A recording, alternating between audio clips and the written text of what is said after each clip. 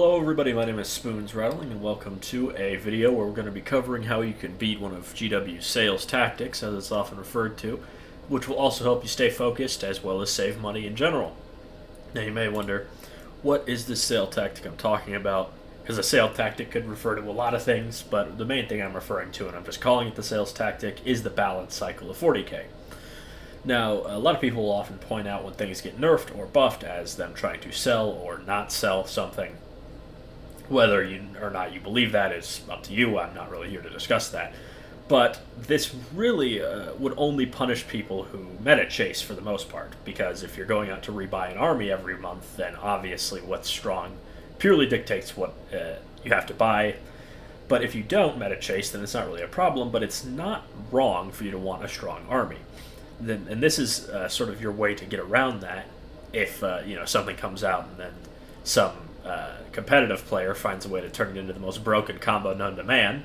But the general rule of thumb with 40k is that every unit will one day have its time in the sun, and one of the best examples of that is the Helldrake, who has been awful for as long as I can remember, except for like one time, I believe it was in 6th edition, where the Helldrake was actually pretty strong, the strongest thing the CSM could field, mainly because the rest of the codex was so awful.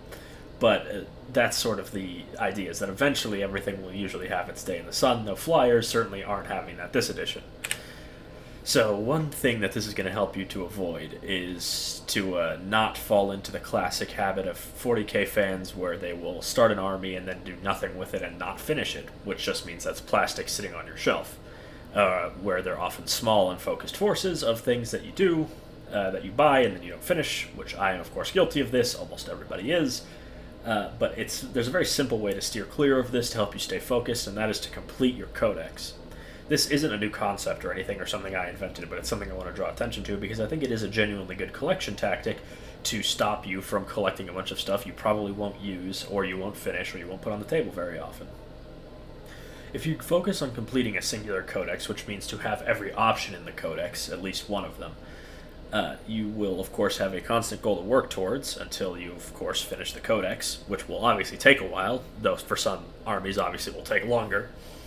But this also means that when, say, a balance pass comes around and, say, Hellbrutes become really strong, you already have one and you don't have to worry about having to run out and buy one, as well as meaning you will have a very cool and cohesive and complete army that will look really awesome on the shelf and on the tabletop.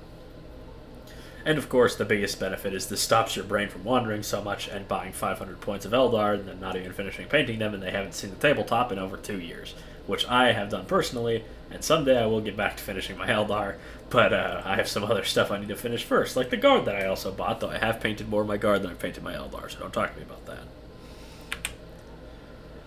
Though there is a couple caveats to it. If there's a unit you don't like for a couple reasons, there is some things you can do. If you don't like a unit's model, like I'm not a big fan of these new Chaos Cultists, you can break out the bits box and convert something else into it, which is what I might do, but in reality I'm probably going to get some 3D printed models, which is another option, is 3D printing a model that you don't like. Or if you just want to 3D print in general, that's always a great option. Or if you don't like a unit's lore or rules, even if it was strong, you probably weren't going to run it anyway, so you don't need to waste time getting it. So, for example, in Guard, I'm not a huge fan of Attilan Rough Riders model-wise, so I would probably try and make bikers that would sort of fill the same role. Regardless, this is something that is easy enough to get around, and I just want to say that once you do finish painting everything in your collection and finish that codex, once you put that paintbrush down for the last time, you will legitimately feel like the second coming of Christ, because holy is it a great feeling to finally finish a huge painting project like that. But of course you want to keep in mind that you don't want to buy everything all at once, you want to go in small chunks, and I'm going to show you exactly how I'm going to do it, because I am going to do it using my Chaos Space Marines. And I want to show how this can be a great thing to do for your hobby, that keeps you focused, that keeps you from spending unnecessary money, and also means that your army will be ready no matter which way the meta turns. Now, I do have most of the infantry for the Chaos, but we are going to cover what I don't have, which is going to be the Rhino chassis vehicles, including the Rhino itself, the Predator, and the Vindicator. You don't have Possessed. I have the 2 greater Possessed from Shadow Spear, but no more. I don't have a Dark Commune, which I'll probably convert. I don't have accursed cultists, which I will just get. I like those models. I don't have a sorcerer in either Terminator or normal armor, so I need to figure those out. I don't have a land raider, which is going to be one of the next ones I get. And I need a couple of the named characters: Fabius Bile, Harken World Claimer, Huron Blackheart, etc. I don't have the Lord Discordant. I don't have a Mauler Fiend. I don't have Havocs. I don't have a Hail Drake. I don't have Cult Marines, just Plague Marines, Noise Marines, and Khorne Berserkers. I don't have a squad of Warp Talons. I don't have any Spawn, and I don't have Vashtor either. So that mats out to